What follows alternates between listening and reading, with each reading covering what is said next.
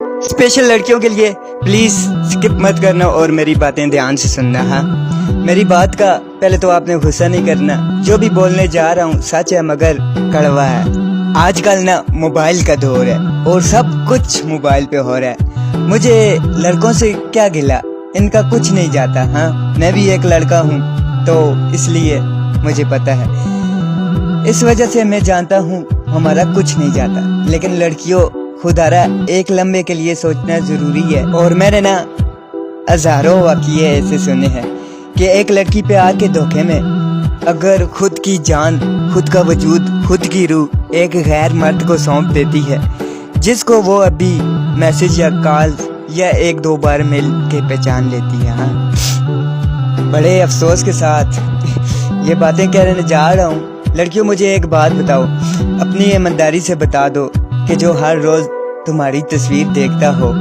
उसके अंदर जो तुम्हारे लिए चल रहा होता है वो तुमने कभी महसूस नहीं किया। आप ना बहुत ही भोली होती हो, अगले की आप फीलिंग्स नहीं समझ पाती। जो हर रोज आपको पकीज़ा मोहब्बत के दलीलें दे रहा होता है, आखिर क्यों वो बार बार फिजिकल मिलने को कहता है? हाँ, क्यों कहता है?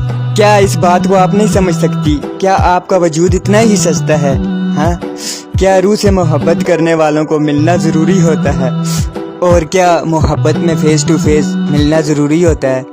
और रूह से मोहब्बत करने वाले फिर क्यों रोज़ रात को वीडियो कॉल का कहते हैं? हाँ, क्या प्यार में आपको खुद की इज्जत का भी ख्याल नहीं रहता, या फिर आपको पता होता है बस जानबूझकर ऐसा करती हो? एक बात और, गुस्सा तो बिल्कुल भी नहीं करना, ठीक है? कम से कम अपना ना सही तो अपनी माँ बाप की इज्जत का तो ख्याल कर लिया करो।